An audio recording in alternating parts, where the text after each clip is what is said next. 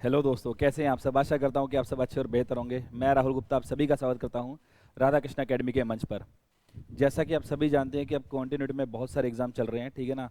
CHSL का exam आजकल चल ही रहा है, ठीक है। और पैटर्न जो देखने में आ रहा है वही पैटर्न है जैसे CGL का जो प्री हुए हैं या CHSL के जो प्रीवियस ईयर में होते रहे हैं, उसी तरह से पेपर पूछे जा रहे हैं, ठीक है ना। आने वाले टाइम में MTS का भी पेपर होगा और भी बहुत सारे एग्जाम आपके सामने होंगे, ठीक है ना। तो आज उसी कड़ी में क्या है कि मैं प्रीवियस ईयर पेपर आप लोगों के लिए लेकर आया हूँ। रीजनिंग के प्रीवियस ईयर के पेपर ही हम आप लोगों के साथ करेंगे। कोशिश करेंगे जो पहले हमने जैसे CGL के पेपर हैं या CHSL के हैं, रैंडम हम CGL और CHSL इन दोनों के पेपर उठाते रहेंगे। CHSL के पेपर का आप सभी जानते हैं दोस्तों कि पैटर्न कुछ ऐसा ही रहता है कि CGL की तरह 25 क्वेश्चन रीजनिंग के पूछे जाते हैं। और वो 25 क्वेश्चन की यदि हम बात करें तो CHSL के पेपर में कहीं ना कहीं CGL और CHSL वाला लेवल मिक्स होके पूछ लिया जाता है। तो आज इसी कड़ी में हम पहला पेपर जो है आप लोगों के साथ लेकर के आए हैं। मैं पेपर आप लोगों को बता देता हूँ कौन सा पेपर है, और कोशिश करना आप सभी को आंसर करने हैं दोस्तों, ठीक है ना। साथ साथ आप आंसर भी करते रहिएगा। कंप्लीट पहला पेपर हम करेंगे, कंप्लीट का मतलब रीजनिंग का कंप्लीट पोर्शन हम आपके साथ करेंगे यहाँ पर। ये जो पेपर है दोस्तों मैं आपको बता दूं 1 दिसंबर 2022 का पेपर है।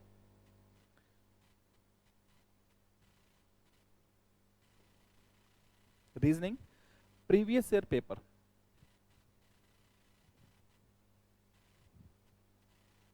ये 1 दिसंबर 2022 का पेपर है बेटा, ठीक है जी। कंबाइंड ग्रेजुएट लेवल एग्जामिनेशन मतलब CGL का पेपर है, ये CGL प्री का पेपर है, CGL प्री का पेपर है, ठीक है ना। CGL का एग्जाम है और मतलब प्रीवियस ईयर है तो प्रीवियस ईयर ही हमें करने हैं। और कोशिश करेंगे कि हम डेली कुछ ना कुछ नया लेकर के आते रहेंगे आप लोगों के साथ। जैसे सबसे पहला इसमें क्वेश्चन हमें दिया गया है, ये कोडिंग डिकोडिंग का क्वेश्चन है दोस्तों। कोडिंग डिकोडिंग के क्वेश्चन में क्या दिया गया है ध्यान से देखिएगा। बहुत ज़्यादा वक्त मैं ज़ाया नहीं करूंगा आप लोगों का, ठीक है ना। टू द पॉइंट हम बात करेंगे कि आपका हमें एग्जाम क्रैक कराना है चाहे कुछ भी हो जाए दोस्तों, ठीक है। तो कह रहा है किसी निश्चित कूट भाषा में बी होल्ड को लिखा गया है, किसी निश्चित कूट भाषा में behold is written as BDEHLO। Indeed is written as indeed, indeed को लिखा गया है, इंडीड को लिखा गया है DDEEIN। तो कोर्स को क्या लिखा जाएगा, कोर्स को क्या लिखा जाएगा दोस्तों, ये क्वेश्चन है। और ये मुझे नहीं लगता कि मैंने इस तरह के क्वेश्चन आप लोगों को नहीं कराए हैं। कोडिंग डिकोडिंग का हर एक पैटर्न मैंने आप लोगों को करवाया है दोस्तों। कोडिंग डिकोडिंग का बेहद आसान क्वेश्चन CGL प्री के क्वेश्चन में पूछा गया है, पेपर में पूछा गया। 1 दिसंबर 2022 का पेपर है, ये पहला ही क्वेश्चन है। कह रहा है किसी निश्चित कूट भाषा में बी होल्ड को लिखा गया है BDEHLO, उसी निश्चित कूट भाषा में इंडीड को लिखा गया है DDEEIN। तो कोर्स को क्या लिखा जाएगा, बेहद आसान क्वेश्चन है, ठीक है ना। सभी बच्चे जितने भी बच्चे लाइव हैं सभी को आंसर करना है, ठीक है ना, ताकि आप सभी की भागीदारी चलती रहे, मुझे भी अच्छा सा लगेगा। बड़ा सिंपल सा कॉन्सेप्ट है क्या कि आप देखोगे जितने भी अल्फाबेट हैं बी होल्ड और इंडीड के, इन सभी को अरेंज कर दिया गया है अकॉर्डिंग टू अल्फाबेटिकल ऑर्डर। और मैंने आपको सभी को कोडिंग डिकोडिंग के जितने भी पैटर्न मतलब लेटर कोडिंग के जितने पैटर्न कराए हैं 9 से 10 पैटर्न कराए हैं, उसमें एक पैटर्न ये भी कराया था दोस्तों कि हम बात करेंगे किसकी कि सभी अल्फाबेट्स को अरेंज कर दिया जाएगा अकॉर्डिंग टू अल्फाबेटिकल ऑर्डर, मतलब इंग्लिश वर्णमाला के अनुसार सभी अक्षरों को व्यवस्थित कर दिया जाएगा दोस्तों। तो यहाँ पर आप देखेंगे ये बी दूसरे नंबर पर, डी ये 5, फिर ये 8, ये 12 और ये 15। मतलब बीहोल्ड के लेटर को अंग्रेजी वर्णमाला के अनुसार व्यवस्थित कर दिया गया है। अंग्रेजी वर्णमाला में जैसे ए आता है, फिर बी आता है, फिर सी, फिर डी, उसी प्रकार से बी होल्ड के लेटर को भी अरेंज कर दिया गया है। उसी प्रकार इंडीड के लेटर को भी अरेंज कर दिया गया है, 4 4 5, ये 9 और ये 14। तो इसी प्रकार से हम क्या करेंगे, कोर्स के लेटर को भी अरेंज कर देंगे। तो सबसे पहले क्या आएगा दोस्तों, सी आएगा, सी के बाद क्या आएगा दोस्तों, ई आएगा, ई के बाद क्या आएगा दोस्तों, अगर हम बात करें ओ आएगा, फिर आर आएगा, फिर एस आएगा और फिर यू आएगा दोस्तों। ये इस क्वेश्चन का सही आंसर होगा। जैसे भी आप देख पाएंगे कि ये 3 है, ये 5 है, ये 15 है, ये 18 है, ये 19 है और ये 21 है दोस्तों। तो अरेंज कर दिया गया है अकॉर्डिंग टू अल्फाबेटिकल ऑर्डर, ठीक है दोस्तों। तो आशा करता हूं कि आपको क्लियर हो गया होगा कि लॉजिक क्या है, पैटर्न क्या चल रहा है। अगला क्वेश्चन, ये क्वेश्चन बनता है बहुत ही बढ़िया। ये क्वेश्चन पूछा गया है वर्ड एनालॉजी से, वर्ड एनालॉजी का क्वेश्चन है। देखिएगा क्या क्वेश्चन पूछा गया है। दूसरा क्वेश्चन, मैं हमेशा से बोलता रहा हूं वर्ड एनालॉजी के बहुत सारे क्वेश्चन मैंने आप लोगों को करवाए भी हैं। वर्ड एनालॉजी का एक क्वेश्चन फिक्स एसएससी सीजीएल हो सीएचएसएल हो हर एक एग्जाम में पूछा जाता है दोस्तों। लाइब्रेरी इज टू बुक्स, मैं आप लोगों को ऑप्शन भी दूंगा जिससे कि आपको चीजें क्लियर रहें।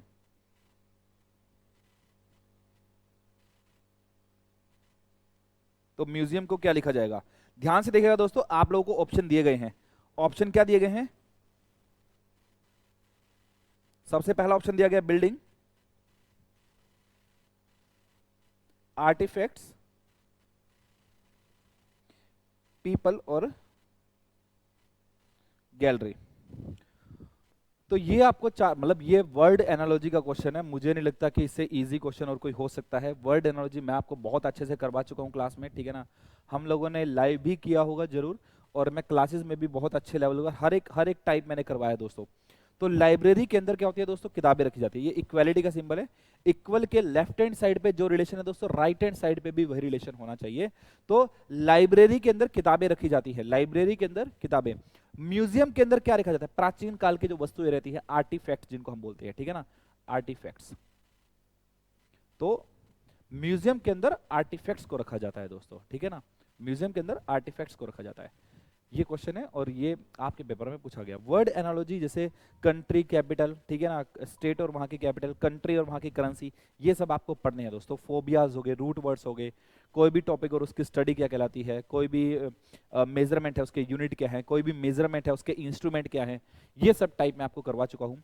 आजकल एक चलन में है क्वेश्चन कि कोई भी जैसे ह्यूमन का साइंटिफिक नेम पूछे जा रहे हैं, तो साइंटिफिक नेम के ऊपर भी एक क्वेश्चन मैंने देखा है किसी एक पेपर में, तो वो जैसे जैसे हम करेंगे तो आपको पता लगेगा। साइंटिफिक नेम के ऊपर भी क्वेश्चन पूछा जाता है दोस्तों, ठीक है। तो लाइब्रेरी के अंदर किताबें रखी जाती है, म्यूजियम के अंदर क्या रखा जाएगा, आर्टिफैक्ट्स रखे जाएंगे दोस्तों। ये नंबर सीरीज का क्वेश्चन है, तीसरा क्वेश्चन जो कि नंबर सीरीज का है दोस्तों, ध्यान से देखिएगा क्या क्वेश्चन है। नंबर सीरीज का क्वेश्चन पूछा गया है 382, 322, 272, 232, 202 और ये क्वेश्चन मार्क। तो आपको बताना है क्वेश्चन मार्क के स्थान पर क्या आएगा दोस्तों, क्वेश्चन मार्क के स्थान पर क्या आएगा ये आपको बताना है। मुझे ऑप्शन की जरूरत नहीं है भैया, यहाँ पर बहुत ही ईजी है। जैसे यहाँ पर आप देखेंगे डिफरेंस कितने का है, 60 का है, यहाँ से अलग डिफरेंस देखेंगे कितने का है, 50 का है, यहाँ पर डिफरेंस 40 का है, यहाँ पर डिफरेंस 30 का है।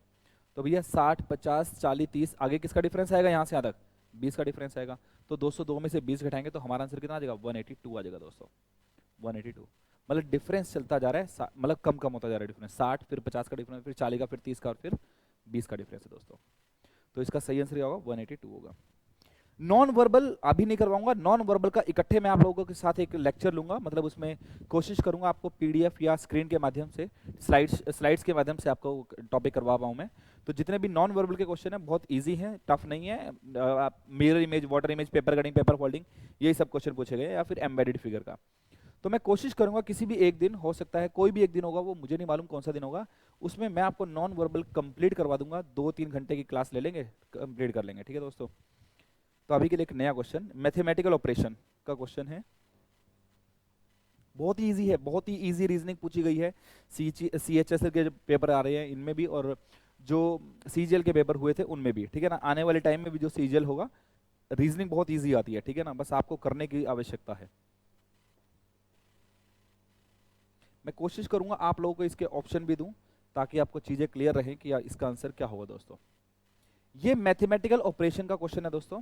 ये आपको इक्वेशन दे रखी है, एक इक्वेशन ये आपको दे रखी है, आपको बताना है कि स्टार स्टार स्टार स्टार, ये 4 स्टार के स्थान पर कौन सा ऑप्शन फिट होगा, कौन सा ऑप्शन फिट होगा, ताकि आपकी इक्वेशन क्या हो जाए, वेरीफाई हो जाए, ताकि आपकी इक्वेशन क्या हो जाए, सही हो जाए।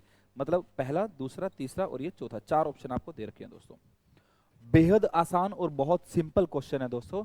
मैं चाहूंगा कि सबसे पहले आप सभी इस क्वेश्चन को सॉल्व करें, मैं चाहूंगा आप सभी सॉल्व करें, आंसर बताएं कि ऑप्शन ए होगा, बी होगा, सी होगा, डी होगा। मैंने आपको हिंट दे रखा है, अगर इस तरह का क्वेश्चन आपके पेपर में आ जाए दोस्तों कि करना कैसे है, मैंने आपको हिंट दे, बड़ा अच्छे से हिंट मैंने आपको दे रखा है कि अगर इस तरह का क्वेश्चन आ जाए पेपर में तो आपको करना कैसे। ध्यान से देखिएगा दोस्तों, 4 ऑप्शन आपके सामने हैं, आपको क्या करना है, सबसे पहले डिवीजन देखनी है। क्या देखनी है, डिवीजन। भैया 21 को 4 से भाग आप नहीं कर सकते, 4 को 156 से भाग आप नहीं कर सकते, दूसरे नंबर पर डिवीजन आ गया, ये तो ऑप्शन कट हो गया। तीसरे नंबर पर यहाँ पर देखो डिवीजन, 156 को 13 से भाग कर सकते हो, क्या आएगा 12 आएगा। भैया यहाँ पर डिवीजन है तीसरे नंबर पर, तीसरे नंबर पर डिवीजन दो जगह है, डी भी आपका आंसर नहीं होगा भैया, मुझे ऐसा लगता है, मुझे ऐसा लगता है डिवीजन 4 भाग 156 भैया दूसरे नंबर पर नहीं बनेगा, ठीक है ना। तो बी और सी दो ऑप्शन है, कोई भी एक ऑप्शन पुट करके देख लो, कोई भी एक ऑप्शन, जैसे यहाँ पर गुना लगा दिया, यहाँ पर माइनस लगा दिया, भाग लगा दिया, जमा लगा दिया, मैंने ऑप्शन सी को उठाया है, आप बी को भी उठा सकते हैं, आंसर तो आना चाहिए हमारे पास। तो सबसे पहले डिवीजन होगी, 156 को 13 से भाग करेंगे तो कितना आएगा दोस्तों 12 आएगा, 21 को 4 से गुना करेंगे तो कितना आएगा दोस्तों 84 आएगा, 84 माइनस 12 जमा 11, तो माइनस 12 जमा 11, यहाँ पर 84 माइनस 1, आंसर कितना आ जाएगा 83। तो भैया हमारा सही आंसर क्या होगा 83, कौन से ऑप्शन पे आया, ऑप्शन नंबर सी पर आया है। तो हमारी इक्वेशन जो वेरीफाई हुई है कहां पर हुई है, यहां पर साइन कन्वेंशन का ध्यान रखना, आप चाहे तो क्या कर सकते हैं 84 और 11 को जोड़ सकते हैं तो कितना आ जाएगा 95 में से 12 माइनस कर सकते हैं, आंसर तब भी कितना आएगा। कहते हैं ना बोर्ड मास क्या है, बोर्ड मास क्या है, एडिशन सब्ट्रैक्शन, ये जो है ना पहले एडिशन फिर सब्ट्रैक्शन, कुछ भी करो भैया परफेक्शन के ऊपर है आप लोगों की, आप पहले सब्ट्रैक्शन कर दो फिर एडिशन कर दो, कोई दिक्कत थोड़ी ना है, बस साइन का ध्यान रखना है आपको।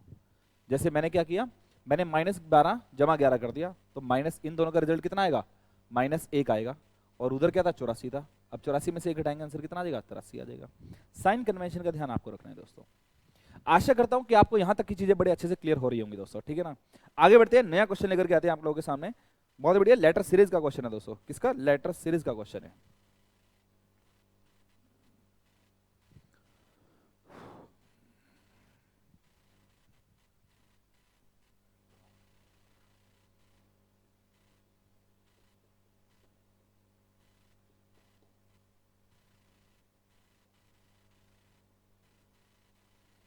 अरे भैया ये तो क्लियरली दिखाई दे रहा है, पहला ऑप्शन जीटी है, फिर एचएस है, ईवी है, एफयू, अरे तो क्लियरली दिखाई दे रहा भैया क्या चल रहा है यहाँ पर, पीके जीटी एक्सीओएल, अरे तो सम 27 बन रहा है कि नहीं बन रहा है, कानपुर जीटी रोड, ठीक है ना, क्रैक्स लव सब क्या चल रहा है, सम 27 चल रहा है भैया, ये 16 ये 11 ये 7 तो ये 20 ये 24 ये 3 ये 15 तो ये 12, तो भैया कहां से कहां तक देखे भैया हम, देखो 7 में 17 ऐड किया तो 24 आया, 16 में 17 ऐड करेंगे तो कितना आएगा 33, 33 में से 26 घटाएंगे तो कितना आएगा 7, तो भैया 17 जोड़ रहा है, यानी कि वो 17 जोड़ रहा है, 16 में 17 जोड़ा तो कितना आया 7 आया, 7 में 17 जोड़ा 24 आया, अब 24 में 17 जोड़ेंगे 7 और 4 11 41, अब 41 पे कुछ नहीं पता तो क्या आता है 26 माइनस कर दो 15, भैया 15 आ गया, अब 15 में 17 जोड़ देंगे दोस्तों, 15 में 17 जोड़ोगे तो कितना आएगा 32, फिर 32 पर कुछ नहीं आता 26 माइनस कर दो दोस्तों तो कितना हो जाएगा 6, तो 6 का मतलब क्या हो गया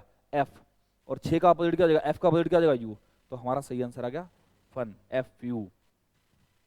आमतौर पर बच्चों को दिक्कत कहां पर होती है ना, मैं आपको बताता हूं इस क्वेश्चन में लेटर सीरीज में, ये तो सबको मालूम है कानपुर पीके जीटी एक्सीओएल ये चल रहा है, ये सबको मालूम है भैया कि यहां पर भी आप ऑप्शन देखोगे ना सब में यही तो चीज चल रही है, event EV high school GT road fun FU, सब चारों ऑप्शन में सेम चीजें हैं, तो दिक्कत कहां पर आती है, हमें समझ नहीं आता कि चल क्या रहा है कि पी के बाद जी लिखा, जी के बाद एक्स, एक्स के बाद ओ लिखा, तो क्यों लिखा है, हमेशा पहला लेटर को उठाओ, पहले लेटर से चीजें क्लियर हो जाएंगी। सम 27 नजर आ गया, लेकिन ये पहला लेटर पी ही क्यों लिखा उसने, पी के बाद जी क्यों लिखा, जी के बाद एक्स क्यों लिखा, एक्स के बाद ओ क्यों लिखा, ये आपको देखना है। पी का अपोजिट के आता है मालूम है सबको भैया, जी का अपोजिट टी आता है मालूम है, एक्स का अपोजिट सी आता है, लेकिन दिक्कत ये है एक्स ही क्यों लिखा, यहाँ पर जी ही क्यों लिखा, 16 ये पी ही क्यों लिखा, तो बस चलो उसने पहला लेटर तो कहीं से भी स्टार्ट कर दिया, पी से स्टार्ट कर दिया, अब पी के बाद जी नहीं समझ में आ रहा, कहानी नहीं समझ में आ रही, जी के बाद एक्स समझ में आ रहा, क्योंकि 7 में 17 जोड़ा तो कितना आया 24, तो 7 में 17 जोड़ा तो 24, 24 वाला लेटर आ गया, अब 24 में भी तो 17 जोड़ेगा, अरे 24 में 17 जोड़ेगा तो क्या आएगा 41, 41 नंबर पर कोई अल्फाबेट नहीं होता हम सभी जानते हैं, तो भैया क्या करोगे 41 में से 15 26 घटाओगे, नंबर ऑफ अल्फाबेट हमें मालूम है 26 होते हैं, अगर 26 से बड़ा कुछ भी आया तो 26 हम घटाते हैं, आपने 26 में से 26 घटाया तो 41 में 26 घटाया क्या 15, तो 15 पर क्या आएगा ओ, और ओ का अपोजिट अपने को मालूम है एल, अब आगे 15 में क्या जोड़ेंगे 17 जोड़ेंगे 32, अब 32 पे तो कुछ नहीं होता, 32 यहाँ पर 32 पे आएगा, 32 पे आता है 6, ऐसे थोड़ी ना देखेंगे 27 पर ए 28 पर बी नहीं देखेंगे भैया, इसमें 26 घटा दो, 32 में 26 घटा के आया 6, तो 6 का अपोजिट क्या हो जाएगा 21, हम 27 बन रहा है, 17 जोड़ा जा रहा है भैया। आशा करता हूँ कि आपको समझ में आ रही होंगी चीजें। एक क्वेश्चन और आगे बढ़ते हैं, बहुत ही बढ़िया। पेपर में, हर एक पेपर में CHSL CGL हर पेपर में एक दो क्वेश्चन यहाँ से पूछे जा रहे हैं। इसको क्लासिफिकेशन, नंबर क्लासिफिकेशन की कैटेगरी में आप रख सकते हो। क्वेश्चन को देखिएगा, बेहद शानदार क्वेश्चन है, बेहद शानदार क्वेश्चन, बेहद शानदार क्वेश्चन। 3, 14, 1, 4, 36, 2। कह रहा है कि select the set in which the numbers are related in the same way as the number of the following set. मतलब इन दो सेट में नंबर्स का जो रिलेशन चल रहा है वैसा ही रिलेशन इन चारों ऑप्शन में से किसी एक ऑप्शन में होगा।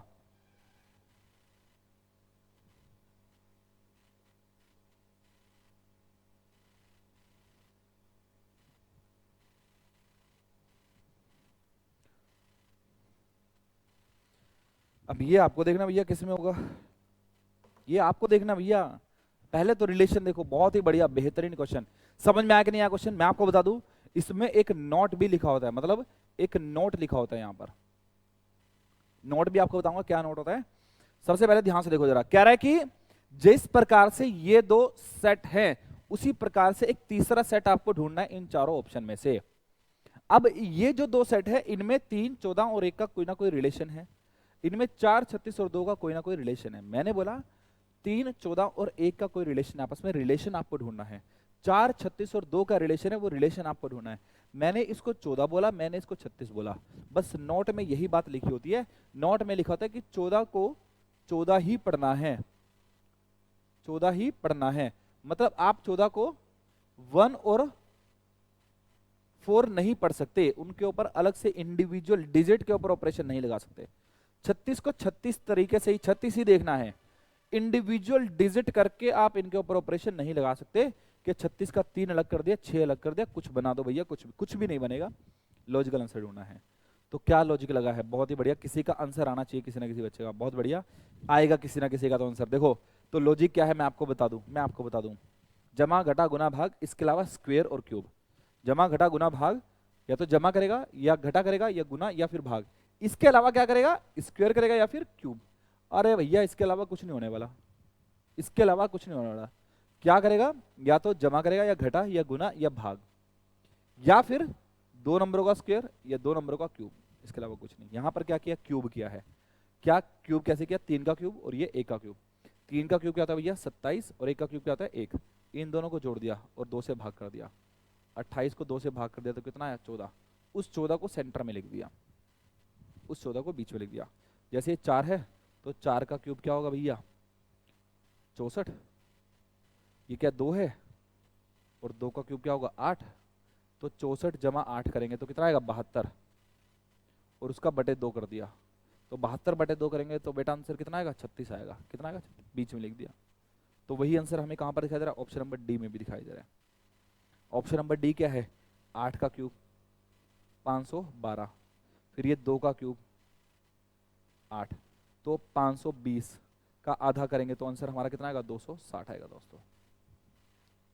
तो पहले और तीसरे नंबर का क्यूब उनको जोड़ करके बटे 2 कर दिया है, या उनका मीन ले लिया गया है। ठीक है ना? आशा करता हूं कि आपको यहां तक की चीजें बड़ी अच्छे से क्लियर हो गई होंगी दोस्तों।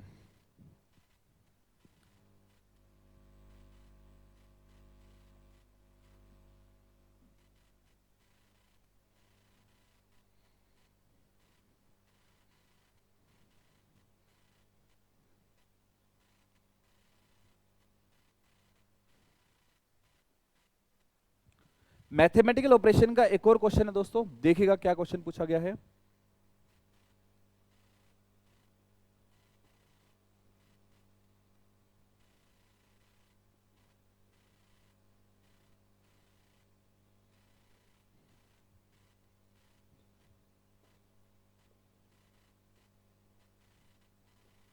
ऑप्शन मैं आपको दे रहा हूं दोस्तों, ठीक है ना? ट्राई कीजिएगा इनका आंसर क्या होगा।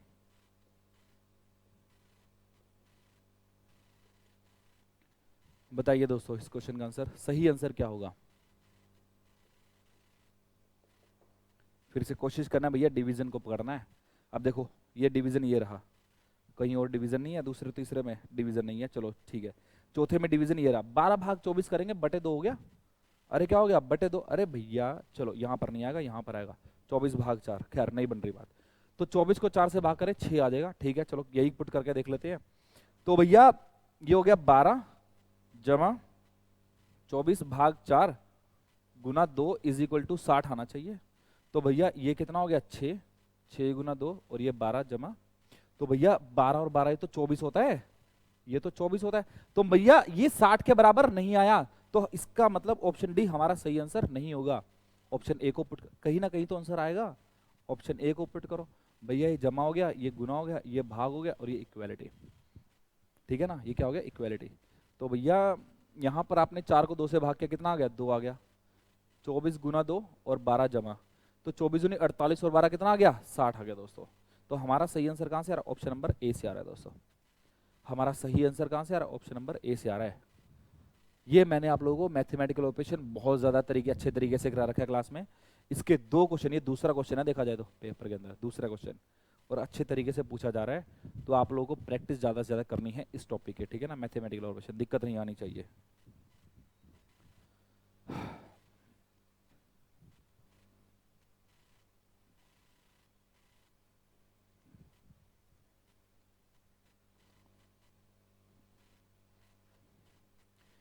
Find the odd one out.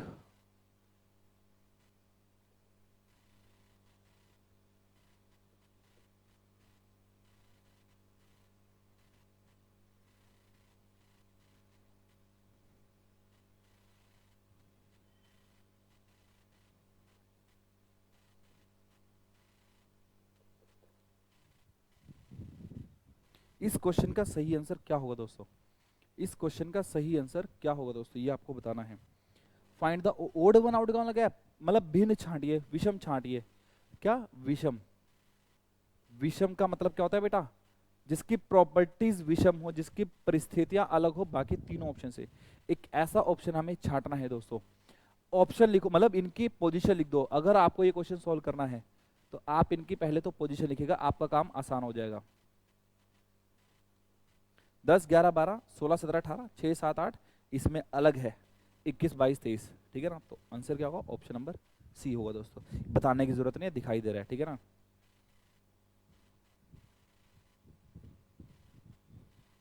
Again ये मैथमेटिकल वर्ड एनालॉजी का क्वेश्चन है, वर्ड एनालॉजी का क्वेश्चन है। फोन इज टू टॉक,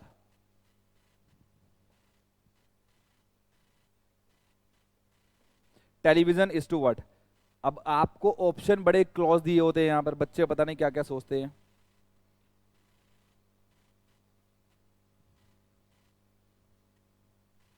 ये ऑप्शन दे रखे हैं दोस्तों, फोन इज टू टॉक तो टेलीविजन इज टू, फोन के ऊपर बातें की जाती, टेलीविजन में देखा जाता है, तो भैया व्यू आंसर हो जाएगा इसका, व्यू आंसर हो जाएगा। कॉमन सेंस है भैया ये तो, ठीक है ना। तो इसका आंसर क्या हो जाएगा, व्यू हो जाएगा।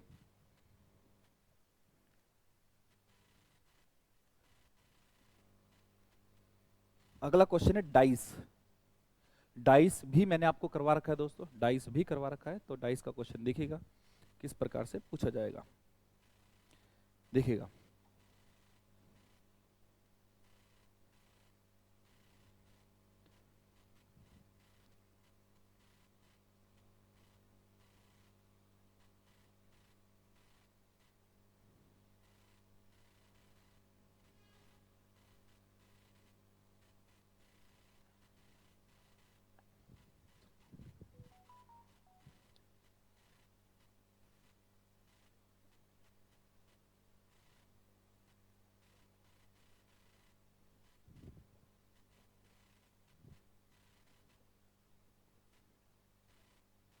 क्वेश्चन मैं आपसे अभी पूछ रहा हूं दोस्तों कि क्वेश्चन क्या पूछा गया है।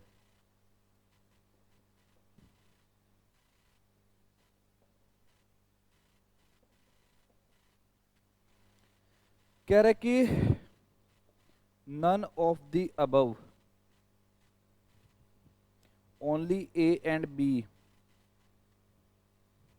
Only C and D, only A, मतलब ये ए है, ये बी है, ये सी है और ये डी है। क्वेश्चन क्या है, select the cube that can be form by folding the given sheet along the lines. कह रहा है कि ये डाइस है, ओपन डाइस का क्वेश्चन है। ओपन डाइस को जब हम फोल्ड अप करेंगे, क्या करेंगे, फोल्ड करेंगे, तो एक क्यूब बन जाएगा। क्यूब जिसकी 6 फेस होते हैं, 6 फेस, ये 4 क्यूब अपने को दिखाई दे रहे हैं। कौन सा क्यूब होगा, वो कौन सा होगा, इनमें से कोई भी नहीं होगा, पहला ऑप्शन। दूसरा ऑप्शन ए और बी होंगे। तीसरा ऑप्शन सी और डी होंगे। केवल ए होगा, ये चौथा ऑप्शन आपको दिया है दोस्तों। अब आप सभी जानते हैं ओपन डाइस का क्वेश्चन है। ओपन डाइस के क्वेश्चन को सोल्व कैसे किया जाता है, जो ऑल्टरनेट वाले नंबर, ये मैंने आपको क्लास में बहुत डीप में करा रखा है, हम प्रीवियस ईयर वाले उन्हीं के लिए कर रहे हैं जो थोड़ी बहुत तैयारी कर चुके हैं दोस्तों। तो 6 और 2, 3 और 4 आपस में अपोजिट होते हैं, जो नंबर बाहर वाले ये आपस में अपोजिट होते हैं। तो 6 के अपोजिट क्या है 2, 3 के अपोजिट क्या है 4, 1 के अपोजिट क्या होगा दोस्तों 5 होगा। अगर 6 और 2 अपोजिट है तो एक साथ तो नहीं दिखाई देंगे, तो हमारा आंसर सी तो नहीं हो सकता। अगर 3 और 4 अपोजिट हैं, अगर 1 और 5 अपोजिट हैं, तो वो एक साथ तो नहीं दिखाई देंगे, तो हमारा आंसर बी भी नहीं हो सकता, कट हो गया। इसी प्रकार से और कुछ दिखाई दे रहा है, 1 5 यहां पर भी दिखाई दे रहा है, डी भी हमारा आंसर नहीं होता। 6 और 2 में से 2 दिखाई दे रहा है, 6 छिपा हुआ है। 3 और 4 में से 3 दिखाई दे रहा है, 4 छिपा हुआ है। 5 और 1 में से 5 दिखाई दे रहा है, 1 छिपा हुआ है। तो हमारा आंसर क्या होगा, ओनली ए, केवल ए ही वह डाइस है जिसको फोल्ड किया गया है, जिस ओपन डाइस को फोल्ड किया गया है।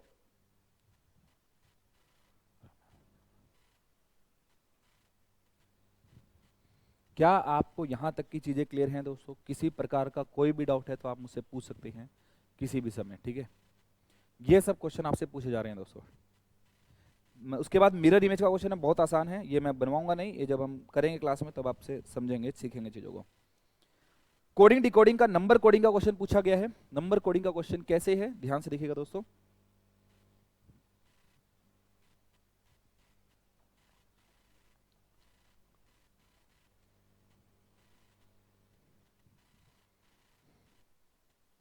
ध्यान से देखिएगा, कह रहे किसी निश्चित कोड भाषा में FRUCTUS फ्रक्टस को लिखा गया है 108, उसी निश्चित कोड भाषा में स्प्रिंटर को लिखा गया है 119,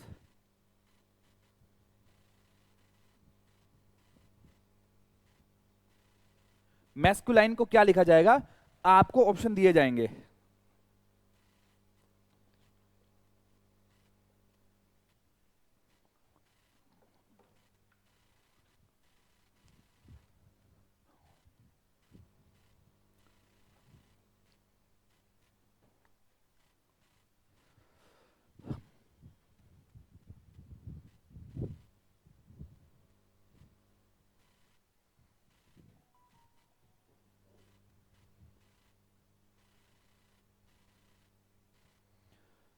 तो भैया अल्फाबेट्स का क्वेश्चन दिखाई दे तो सबसे पहला स्टेप यही होता है कि नंबर लिख दो। अल्फाबेट कोडिंग है, मतलब नंबर कोडिंग है, इनकी पोजीशन लिख दो, कुछ ना कुछ तो क्लियर हो ही जाएगा आप लोगों को, ठीक है ना। या तो फॉरवर्ड रैंकिंग का सम होगा या बैकवर्ड रैंकिंग का सम होगा, इसके अलावा कुछ नहीं करने वाला वो। तो 6 और 18 24, 24 और 21 45 और 3 48 और 20 68, 68 और 21 89, 89 और 19 108। भैया देख लो एक बार, यही सब बन रहा है इन सबका सम। इसी प्रकार से ये 19 पर है, ये 16 पर, ये 18 पर है, ये 9 पर है, ये 14 पर है, ये 20 पर है, ये 5 पर, ये 18 पर है। एक बार वेरीफाई जरूर कर लेना भैया। 19 और 16 ये कितना होगा 35 होगा, 35 और 18 53, 53 और 9 कितना होगा 62, 62 और 14 76, 76 और 20 86, 86 और 23 भैया 8, कुछ और तो नहीं हो रहा, देख लो 19 और 16 कितना होगा 35, 35 और 18 कितना होगा 53, 53 और 9 कितना होगा 62, 62 और 14 कितना होगा 62 और 14 कितना होगा, ये होगा 76, 76 और 20 96 होगा दोस्तों। ये 96 में 23 जोड़ेंगे तो कितना आएगा 119 आएगा। तो बस इन सबको जोड़ा गया है, तो ये 13 पर, ये 1 पर, ये 19 पर, ये 3 पर, ये 21 पर, ये 12 पर, ये 9 पर, ये 14 पर और ये 5 पर। फिर से देख लो भैया, 96 में 23 को जोड़ा गया है तो 119 आ गया, सबको जोड़ा गया है। 13 और 1 14, 14 और 19 33, 33 और 3 36, 36 और 21 कितना होगा दोस्तों 57, 57 और 12 कितना होगा 69, 69 और 9 कितना होगा 78, 78 और 5 83 और 14, यहाँ पर आंसर आ गया कितना 97 दोस्तों। इस क्वेश्चन का आंसर कितना होगा 97 होगा दोस्तों। ये इस क्वेश्चन का सही आंसर है। आशा करता हूं कि यहां तक की चीजें आपको बड़े अच्छे से क्लियर हो रही होंगी दोस्तों। पोजीशंस का सम किया गया है दोस्तों, पोजीशन का सम किया गया है।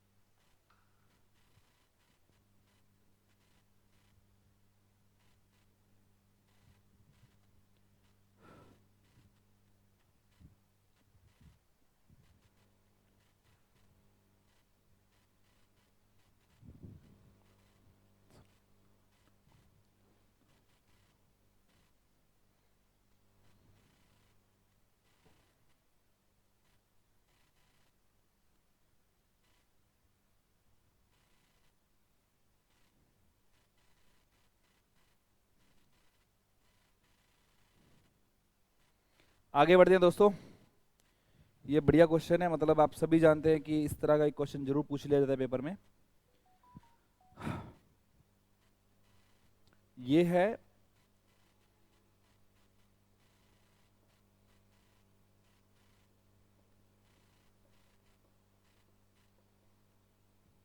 इसको बोलते हैं नंबर एनालॉजी। ऑप्शन की बात करें तो 16, 64, 88 और ये 72, ये सब ऑप्शन आपको दिए गए हैं।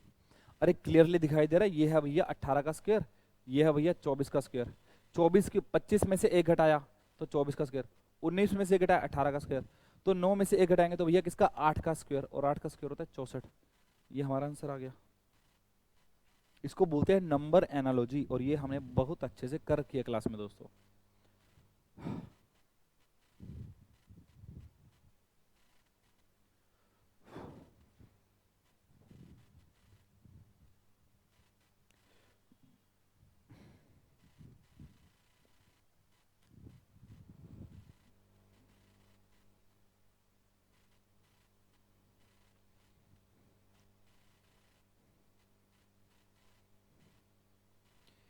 आगे बढ़ते हैं, एक और क्वेश्चन आपके सामने दिया गया है दोस्तों, ट्राई कीजिएगा, इसका आंसर बताइए क्या होगा, ठीक है ना। तो बढ़िया है, देखो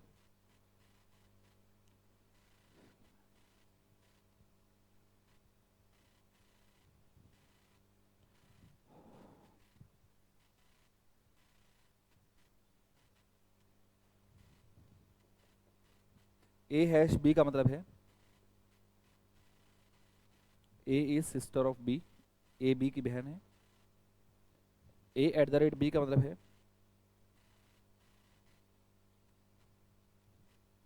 ए is daughter of B. A and B का मतलब है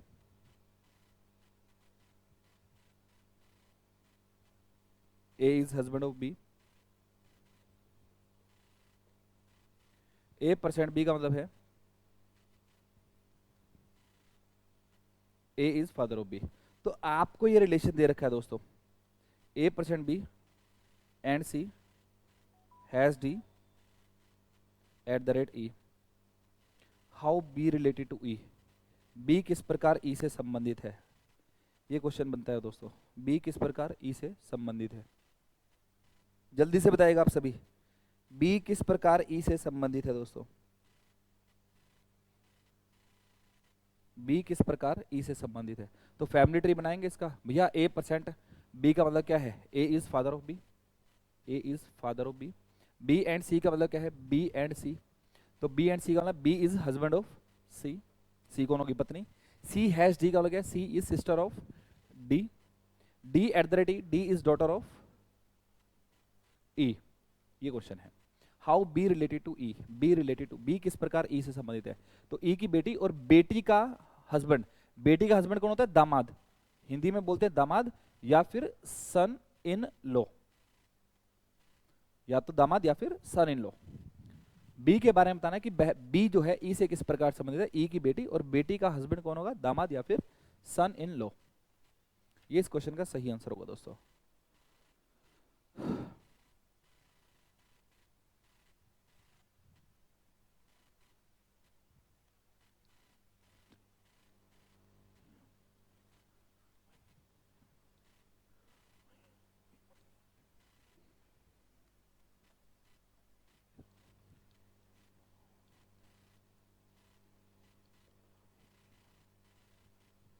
RWRS ये स्टेटमेंट आपको दे रखे हैं।